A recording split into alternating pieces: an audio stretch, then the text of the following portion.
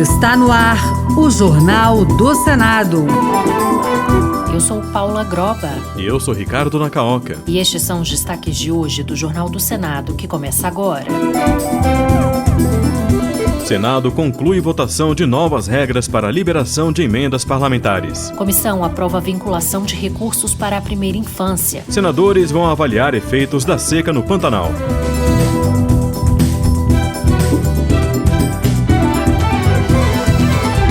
Boa noite. Boa noite. O Senado concluiu na tarde de hoje a votação do projeto que define regras para a liberação de emendas parlamentares. O texto base foi aprovado na semana passada, mas ficaram pendentes 4 destaques. Um deles, do senador Rogério Marinho, retirava a autorização de bloqueio das emendas parlamentares por parte do governo. A repórter Érica Christian acompanhou a votação e tem os detalhes. Na semana passada, o plenário aprovou o texto base com regras para a liberação dos recursos do orçamento que bancam obras e projetos de deputados e senadores nos estados.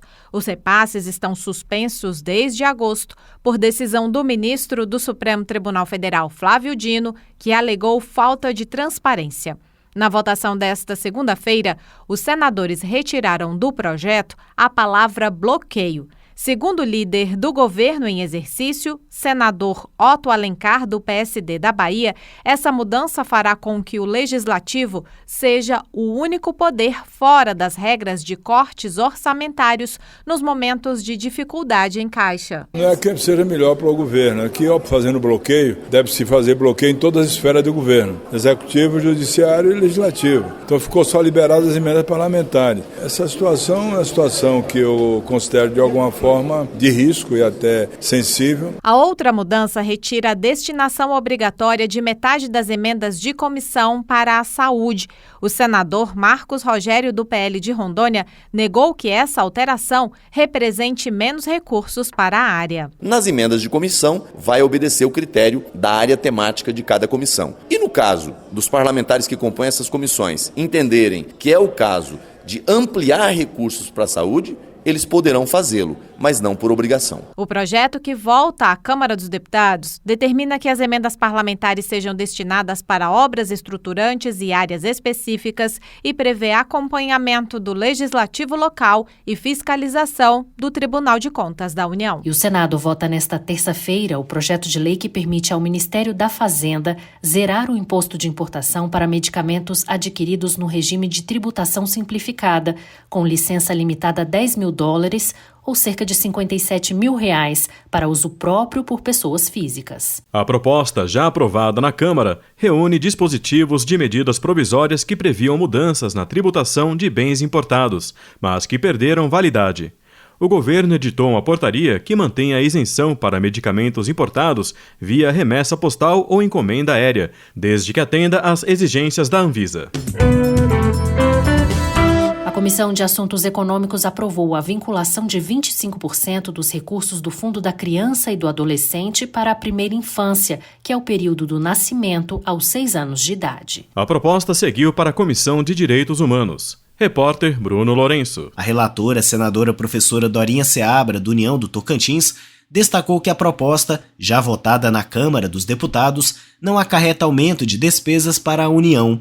Ela explicou que haverá apenas o direcionamento do fundo para uma política necessária. Considerando que é dever do Estado, na forma do artigo 227, parágrafo 1º da Constituição Federal, estabelecer políticas que garantam o desenvolvimento integral das nossas crianças, é plenamente cabível vincular um percentual mínimo de recursos do FNCA a essa destinação específica, em linha com o proposto na presente proposição. A proposta seguiu para a Comissão de Direitos Humanos e Legislação Participativa. E uma nova lei sancionada obriga a divulgação dos censos educacionais e avaliações dos estudantes com a garantia de preservar o nome dos alunos. O objetivo é permitir o acompanhamento dos dados e evitar que informações sejam retiradas do ar, como aconteceu em 2022. Os detalhes com Marcela Cunha. A nova lei determina que o poder público deverá divulgar os dados do censo anual e dos exames e sistemas de avaliação da educação básica e da educação superior, como o Enem. Os nomes e outras informações que permitam a identificação dos estudantes serão preservados. Por sugestão do senador Flávio Arnes, do PSB do Paraná, dar publicidade a esses dados deixou de ser uma medida optativa e passou a ser uma imposição para a União, Distrito Federal, estados e municípios, que deverão organizar e manter as informações e estatísticas educacionais. O objetivo é dar transparência e permitir o acompanhamento da evolução dos dados da educação para auxiliar a elaboração de políticas públicas, como explicou Flávio Arnes. Nós vamos chegar num ponto em que, com base nesses dados, o INEP e o MEC possam chegar no município e trabalhar junto, para mudar a realidade educacional. Olha, nessa escola, nessa comunidade indígena, para propor para o prefeito e para o município alterações. O relator, senador Esperidião Amin, do Progressistas de Santa Catarina, ajustou o texto para que informações sensíveis estejam de acordo com a Lei Geral de Proteção de Dados. A proposta surgiu para evitar que informações educacionais sejam retiradas do ar, como aconteceu em 2022, quando o INEP, vinculado ao Ministério da Educação do governo Bolsonaro, excluiu do site toda a série histórica do Censo Escolar da Educação Básica e dos microdados do Enem anteriores a 2020. A justificativa foi a necessidade de adequação à LGPD. A CPI das apostas esportivas pode votar nesta terça-feira a convocação de artistas e influenciadores digitais que promovem plataformas de apostas virtuais, incluindo Deolane Bezerra, Wesley Safadão, Jojo Todinho e Tiro Lipa. A reunião, marcada para as 11 horas, vai analisar 168 requerimentos, sendo 79 de convocação. A relatora, senadora Soraya Tronic, do Podemos de Mato Grosso do Sul, defende ouvir os artistas para entender como figuras influentes ajudam a expandir o mercado de apostas e se elas estão cientes dos possíveis danos econômicos e sociais que essa atividade pode causar. O senador Isalci Lucas, do PL do Distrito Federal, sugere que Deolane Bezerra seja convocada como testemunha devido ao seu envolvimento com plataformas investigadas e a sua prisão na Operação Integração, que apura a lavagem de dinheiro em jogos ilegais. A senadora Mara Gabrilli, do PSD de São Paulo, defendeu investigações rápidas e rigorosas sobre o atentado ocorrido na Praça dos Três Poderes, onde foram registradas explosões.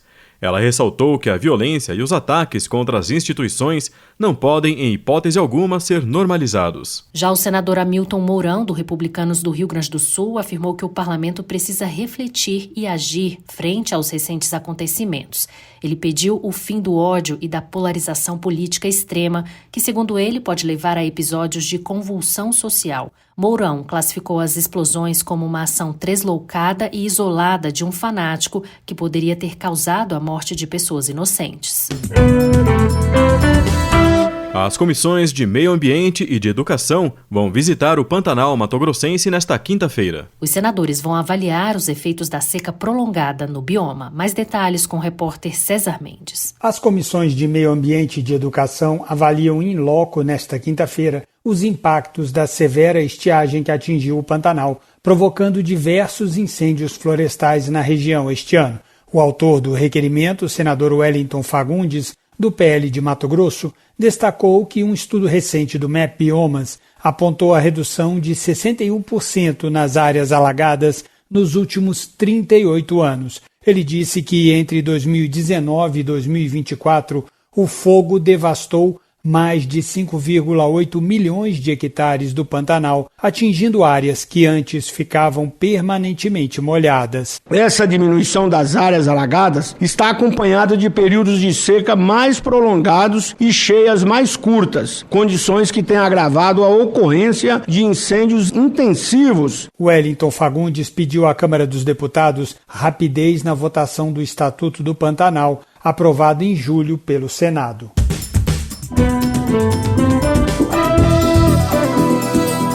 Com trabalhos técnicos de Eric Bento, o Jornal do Senado fica por aqui.